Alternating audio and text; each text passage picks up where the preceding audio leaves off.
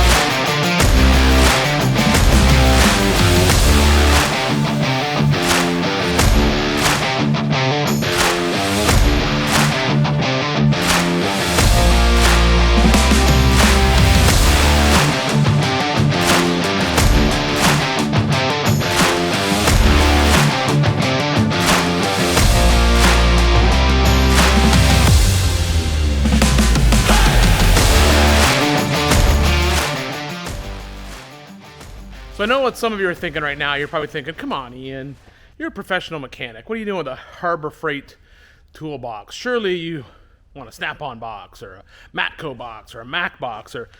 And here's the thing. Yes, I made my living as a mechanic for many years, and I do love tool truck tools. I think that, when it would be 30 years ago now, maybe even more, 35 years ago when I first walked onto my very first tool truck and bought my mechanics tools. I still have those tools. I think they're great tools. I was never a toolbox kind of guy. I lusted after them, sure. The story I always tell is I remember I was 18 years old, just signed my apprenticeship papers, and I'm working at Taylor Chevolds in Kingston, Ontario, Canada.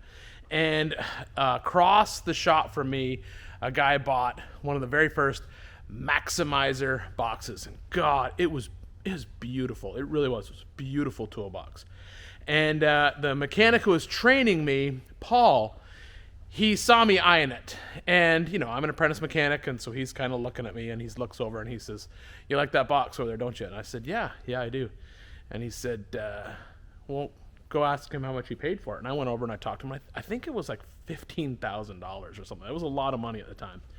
And I was in love with that box. Maybe it was $5,000 or $7,000, whatever it was. It was a lot of money for an 18-year-old kid. And he showed me his toolbox, and his toolbox was just this worn-out old Beach toolbox, which in Canada, Beach was a very well-known brand. Beach Toolboxes actually made all the Craftsman boxes that got shipped down to the States and sold in the States at the Sears stores at the time. But the toolbox factory was in my hometown of Smiths Falls, Beach Toolboxes. And he said, look at this Beach box. It was like $250, $300 at the time from Beach. They had like a scratch and dent sale every year. And he reached in his toolbox and he dropped this wrench on his workbench. Pretty much that exact same wrench. That was a Snap-on 1 1/16 inch wrench. And he said, guess how much money that wrench has made me in my career. And he was pretty much getting ready to retire. He was in his 50s. And I said, man, I don't know. And he said, I don't know either, but I'd probably say over the 30 years that I've owned that wrench has probably made me $100,000. And he said, how much do you think that toolbox has made me? And I was like, I don't know. He goes, the toolbox hasn't made me a penny. The toolbox doesn't fix the car. The toolbox just holds the tools that allow you to make money as a mechanic. And that really kind of rang true to me. I was like, man, that's a good point. The tools make money. The toolbox, it makes $0. So for myself, I've kind of always adopted that same philosophy for my entire life. I don't care about the toolbox. Are some of them cool? Sure. Are there some super expensive toolboxes out there? Yes. I understand if that's where you want to spend your money. That is your choice as a mechanic. I'd rather put my money into the tools inside the box than the box itself. That box right there, that's $600 all day long at Harbor Freight. That's a screaming deal as far as I'm concerned. Now, yes, Harbor Freight gave this toolbox to me because it's going to be in the back of a bunch of my videos. But if I was going to buy a box, that's the box I'd buy. As a matter of fact, I have bought a few boxes in the past. Here's an example. I bought that toolbox from Harbor Freight. I bought that tool cart from Harbor Freight. Tecton gave me that box, but that box is a super cheap box as well. That's actually not a bad deal either. So the nice thing is for $600, this box, all it's going to do is hold a transmission rebuilding fixture and all my transmission rebuilding tools. So when I need to rebuild a transmission, that's the box I'm going to go after. Just like that box right there, that box only holds tools that are needed to rebuild differentials, and have my Yukon Bench Buddy differential rebuilding stand on there. That's the nice thing about having a cheap toolbox. It can literally just become a workbench. I mean, $600, how much would it cost me to buy a workbench to rebuild transmissions on? Probably a couple $100, but a good steel workbench. Spend the money and get a cheap toolbox, and then you got a place to store your tools and a place to rebuild your stuff. That's just how I look at it. Whether you agree with me or not, it's completely up to you. But that's the philosophy that I was taught at the age of 18. I'm 50 years old now. It's still working with me. Tools make money. Toolboxes don't.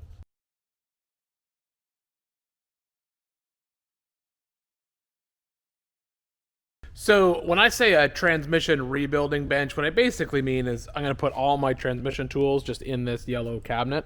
And that includes this one new piece that I just ordered. I've been something I've been thinking about getting for a while now. So this is basically what's known as a transmission holding fixture. When I was at the dealership rebuilding transmissions in my early 20s, I had one of these, and for years now I've just kind of been like back and forth about whether to get one, and every time I think about getting one, I just don't order it. But the way it works is like this. Here, I can show you on this. There's a 4L60 over here. This is the transmission that burned up in the Colorado. So all transmissions, or at least all the GM transmissions at least, they're all cast with this little nub on both sides. There's one of these on either side, and the way these transmission holding fixtures work is that's going to slide into that nub right there, and then on the opposite side has another one of those little nubs right there, and then all you have to do is tighten in this little clampy part right here, this little piece of all thread, and that's going to index into that part of the transmission right there. That's basically going to pinch the housing like that, and then what you do is just roll down this top piece right here. Now normally these would have a little saddle, so it comes across either side and goes down. I might add that to this one just to have it, because I don't want that pin just pushing on the back of this. I mean, it shouldn't be an issue, but I may go ahead and just make a little saddle for it. But that basically works like that, and that'll basically hold the transmission kind of like an engine stand would. Now that allows you to do a couple things. Number one, allows you to flip the transmission completely over so you can drop the valve body and everything, and it also allows you to stand the transmission completely up. What I've been doing for literally years now, I've just been standing transmissions up in spare tires here in the shop and just rebuilding them that way. And it's just been because every time I go, like I said, every time I go to ordering one, I just don't. And now I'm finally just being like, you know what? Sit on the computer one night and I'm like, yep, I'm ordering one of those up. So I'm going to mount that onto that bench, on a toolbox, I should say. I'm going to basically mount it over here off this front corner right here. Oops, this front corner right here. You can see that whoever welded this, that was some high quality welds. So I may, that's so bad. I can't believe you didn't, like, who paints or powder coats that? That is terrible. It's absolutely terrible. Shame on you, Street Side Tools. That should not leave the shop looking like that. Like, that is like, God, that's bad. Anyway. So what I'm going to do is I'm actually going to cut a plate to go underneath this one so I can sandwich it underneath. And then, you know what? I'm going to fix that.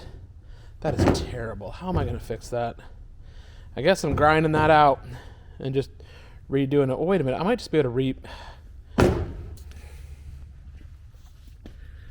I think the smart decision here is just to rebuild that whole piece, because it's pretty embarrassing.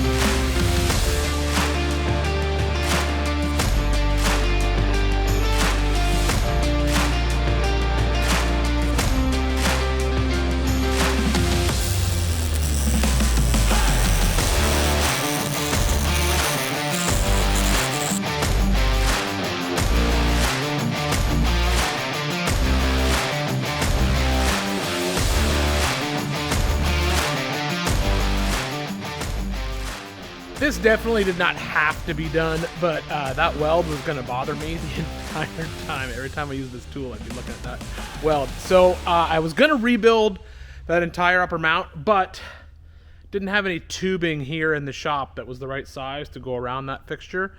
So what I ended up doing is just I ground out all the porosity the best I could, and then just went in there and re-welded it. It's not the best, because even with the grinding, I wasn't able to get all the porosity out of there, but it looks a lot better than it did before. So now I can mount that onto the bench. One thing I did is I cut out a plate out of my plasma table, my fast cut CNC table.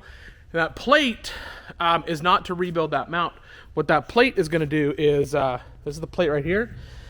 This plate is going to go underneath the mount inside the toolbox. So the mount's going to mount right here on the front corner. This will go underneath inside like that, probably more like that underneath.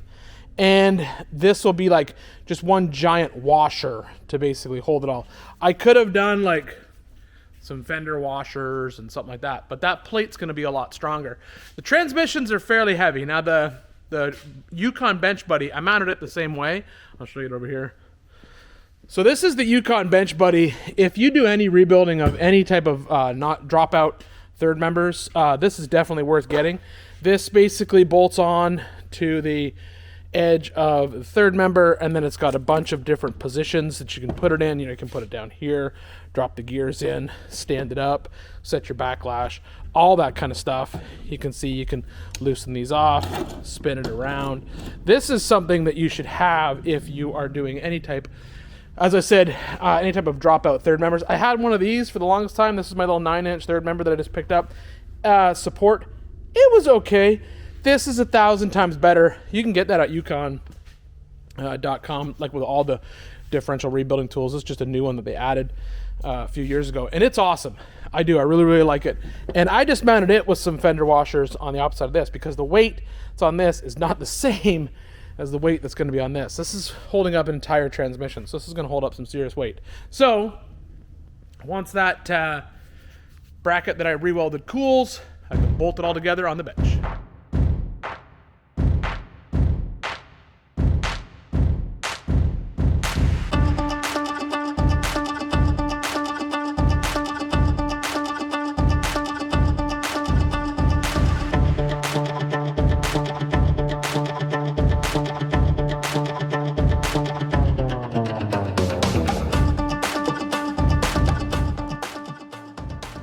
So what I'm doing right now is working on getting ready to start filming on the Comanche again. What I want to do is finish up some of the Firewall before we fire up the cameras, and I'll show you what I mean. What I'm basically doing is I've pushed this engine so far back inside the passenger compartment just for to get this thing as low as I possibly can with the front axle, as well as I want to just make it kind of cool.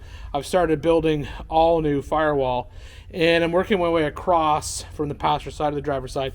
Originally, my thought process was I was going to try to reuse as much of the factory stuff as I could. But the story in this next video is going to be that sometimes it's better just to make a big cut. And so I'm not happy with how that factory piece is looking. I absolutely hate it. And so what I'm going to do is I'm basically going to redo all of the floor. And that's going to be part of that episode to basically explain what I'm doing and why I'm doing it that way. But before I start filming, I want to get that firewall section done, just to have basically a place to start from. So what I'm going to do right now is work on this panel's done. You can see this section of the firewall is done. This section of the firewall is done. And what I want to do is I want to make the panel that's going to sit across on the top of here and tie it into this structure right here. If I do that, then this will be good and strong, and then I'll basically can build off of that. I can make sure it's good and square and looking good and everything like that. So that's what I'm going to do now. I'm going to measure that out, cut it on the plasma table. What I'm actually going to be building is a piece that's going to sit on here. It's going to come back. It's going to have a flange. It sort of drops down, picks everything up. You can see I kind of got to make a couple changes to some things because this side's got a high side, their side doesn't have it. There's just a few things got to mess around with, but that's the goal right now. Get that top piece made and get this whole section tacked in.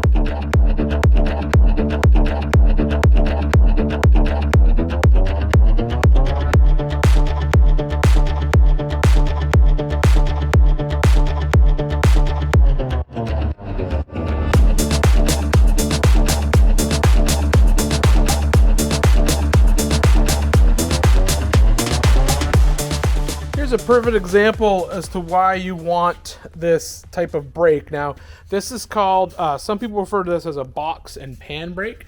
Some people call it a finger brake. Now, basically what it is it's a sheet metal brake, which is the term that we use for a thing that bends sheet metal. And you can remove the fingers. So you can see here there's all kinds of different sizes. These are called the fingers. All kinds of different sizes as you go down the line. So you can see just a bunch of different sizes here. Ooh, this sucker's dusty. Okay, so I basically bent either end of this sheet. You can see this is the one side, the one flange it's got to bend down. I bent this other side here. Now, if I had gone ahead and tried to bend this piece without removing these two fingers, what would happen is this edge would contact this part of the finger, and I wouldn't be able to get a true 90-degree bend.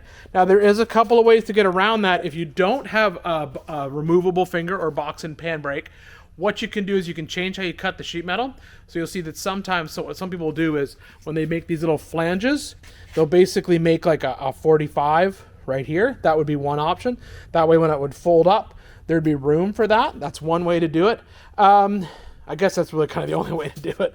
So that is the purpose of this particular brake.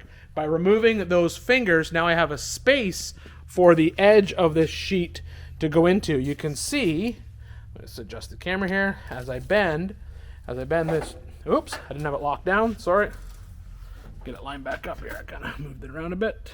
Line up in the line, lock the brake, lock the brake. All right, so you can see as I bend it, that previously bent piece just goes right by that finger. And now I can bend it right up to where I need it, right there. There we go. That's it. You can see without, that's a perfect spot. You can actually really see. Come on, tilt up. There we go. You can see I would have had to trim this all the way back to here to get that to clear. But because I have this removable finger, easily done. Now you don't have to spend a lot of money on a brake. This is a Woodward fab. This is not, you can spend a lot of money. If you do a lot of sheet metal work, you can get some really good brakes. You can spend a lot of cash on it. This is a relatively cheap one, but if you just do a little bit of sheet metal work, it's perfect. For me, it's ideal for what I need. Now I've got this piece made and it kind of just looks like a little pan, almost like, you can see it here. Hold on. There we go. It's pretty boring. So what I'm going to do is I'm actually going to run a couple beads through it. I'm just going to do a big X. And I'm just going to use this this set of dies. It's just going to basically put like a little raised section. I made sure to install them a little bit backwards so the bottom one will push up into here. That way I can run the panel like this. So basically I'll just put them in here and it'll just run a bead straight down that line. I'm actually going to do a staggered line on this side and then a solid line on that side.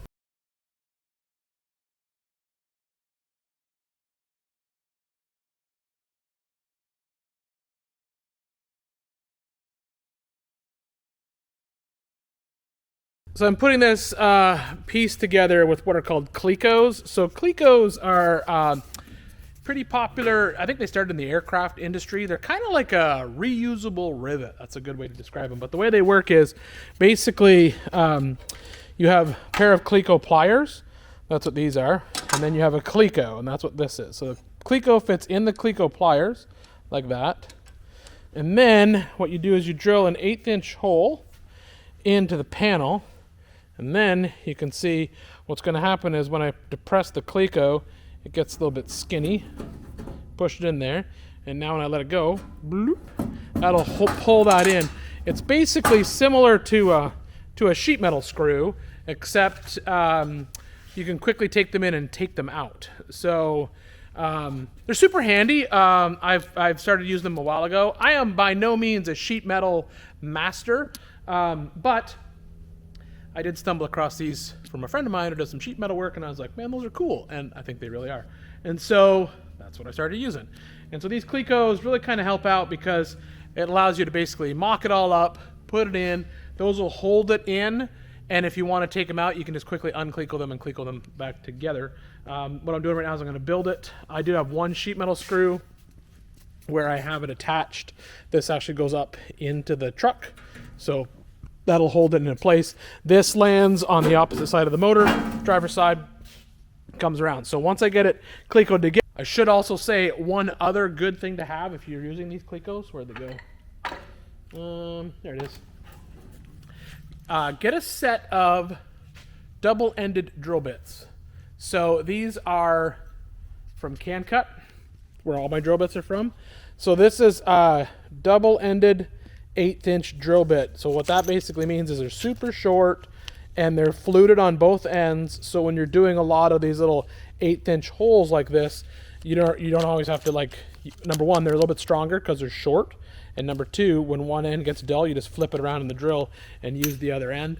I started using those years ago. They have them in all the popular sizes for rivets, so they got them in 1/8 and 3/16, all that kind of stuff. So if you do a lot of rivets, you already know about double-ended drill bits. But if you don't do a lot of rivets, if you don't do a lot of rivets, now you know.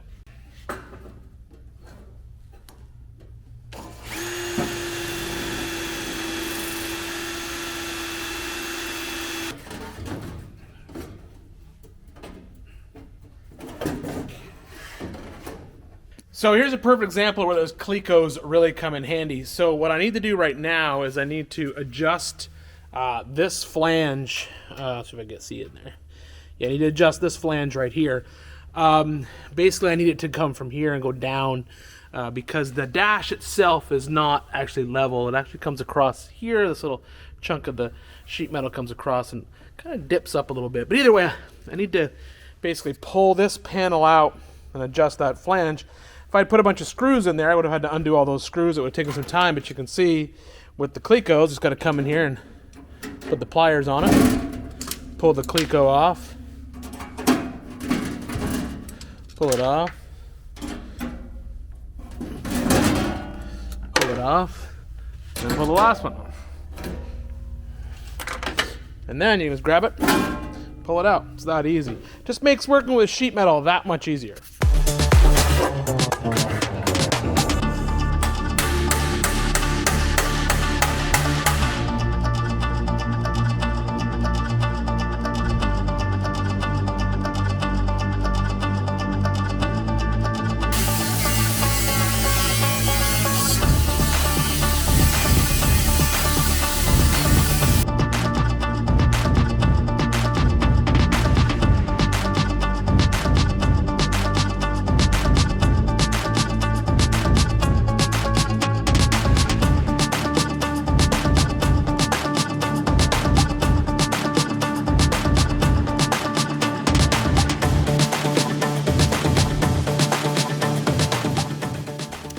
So what I'm basically doing now is stitch welding or plug welding that firewall into place.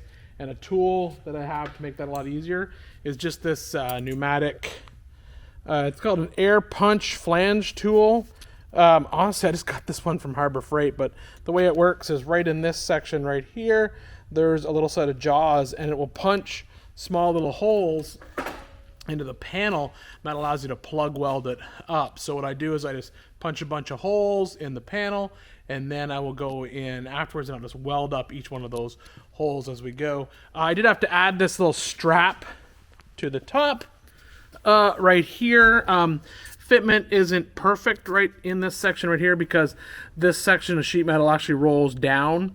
And what I'll have to do eventually is I'll pull it up from the outside, and when the engine everything's out, I'll weld that seam on the outside. But I just added this little flange. But you can see how this works. You basically get these little plug welds in here where those holes were. Now I'll be able to pull these clecos out, weld up these holes. I don't think I'm going to fully seam weld this because it's going to get seam sealed in the end anyway.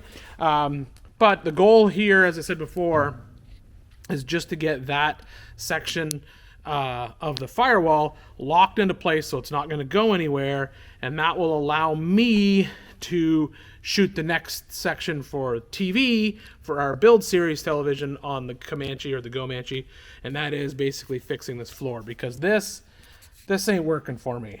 I put this in just like out of the blue. I'm like, I'm gonna throw that in there, and that's not working for me. All that's got to go. I think that's ugly as all get out.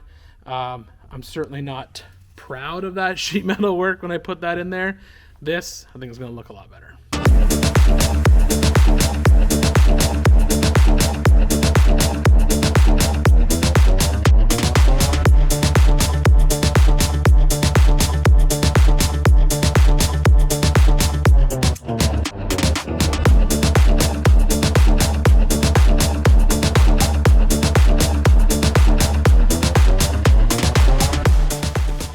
We're actually going to take a little break from the action right now because my friend Holly, also known as Mischief Maker, has just joined Team ESAB. So she's got a bunch of ESAB equipment dropped off at her shop to build her car that she's going to be campaigning at King of the Hammers this year.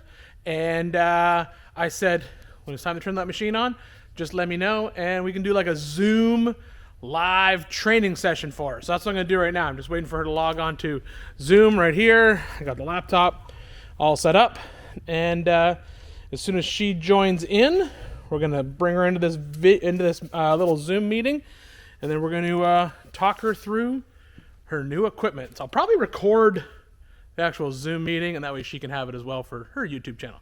All right, gonna do this lesson, and then we'll be back at it. Welcome to Team ESAB, Holly.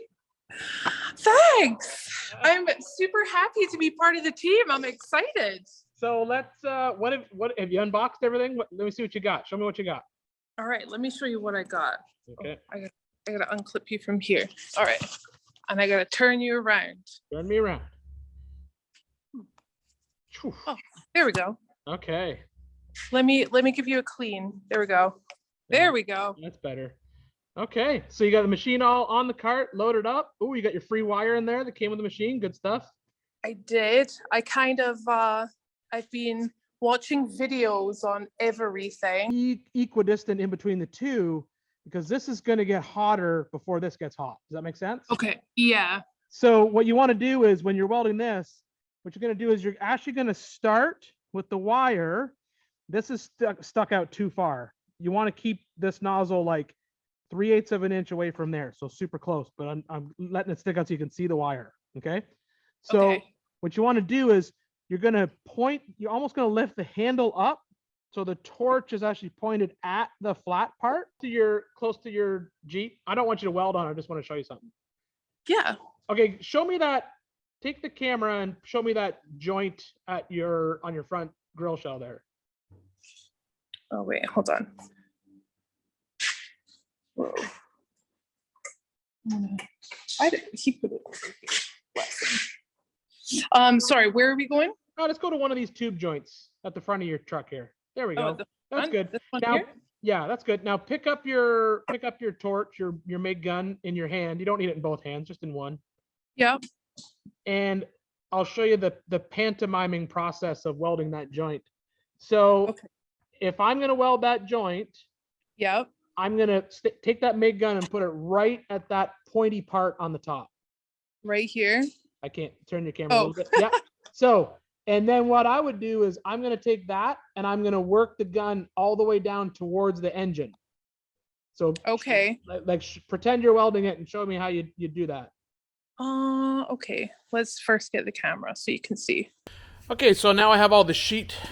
So now I have all the sheet metal work done inside the Comanche. This definitely looks a lot better than what was in there before. Now all I have to do is basically set up a time lapse of me fully welding this entire package in, and yeah, I'm super stoked about it. I think it's going to be good. We filmed all that for the build series episode that we're doing on the Comanche, so we got that all filmed. And now I just got to basically do some behind the scenes work to, as I said, weld that in. We're going to do that in a time lapse. And then I'm going to move on to the bed, because the bed also is going to have a bunch of bead rolled panels, and I figured if I got the bead roller out, I might as well do it all at once. But I need to take a quick break because I got hit up. I've kind of been talking back and forth with this guy, Puddin. Now, I don't know if you watch Puddin's Fab Shop on YouTube, but dude just cracks me up. I love watching his videos. Man, he makes me laugh. And him and I have been talking back and forth through social media on Instagram, just chatting here and there about stuff. And he asked me for a couple outlet covers for his new building, if I could cut some for him. And I said, sure. So he sent me a, basically, didn't really send it to me. He took a picture of the cardboard cutout that he has made. And what I'm going to do is I'm going to fire up my fast cut CNC. I'm going to draw him out a couple versions, and then I'm just going to drop them in the mail and ship them over to him. And then he's going to pick which one he likes, and then I'm going to cut out 14 of them. I figured since I got 18 gauge on there right now, this is the perfect time just to knock it out. So this is what Puddin sent me. He basically wants this little space chopped out right here. This is basically going to cover up an outlet. You can see it's got all these measurements on here. So what I need to do is fire up Bentech Pro and basically build one of those for him. He's got these little edges on there. I don't know what his plans are for these little extra bits, but I think what I'll do is I'll make one with, and I'll make one without, and then he can just decide which one he wants.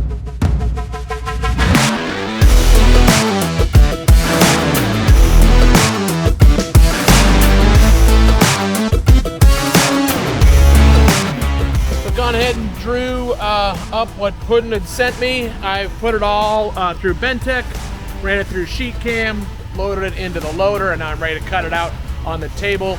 This is just a good time to do it because when I cut 18 gauge, I actually have to swap the tip out on the plasma cutter. So we played around with the 18 gauge a lot when Fast Cut was here, and basically what I have to have is I have to have a 40 amp tip in here versus a 60 amp. And so I just wanted to knock out pretty much all the 18 gauge stuff in one shot. So like I said before, I'm going to cut him one of these as a sample. I'm going to mail it to him, and then he's going to check it. And if it's good, then I'll knock out the rest of the ones that he needs. I'm hoping that I can hook my boy Puddin up with my Fast Cut guys, hopefully get him a table, because I think he definitely needs one in his shop, because there's a lot of cool junk over there. If you're not checking out Puddin's Fab Shop, you should go watch that channel. Like I said before, he cracks me up, man. Makes me laugh all the time. All right, so here you go. We're going to chop this one out, and then we'll get it in the mail.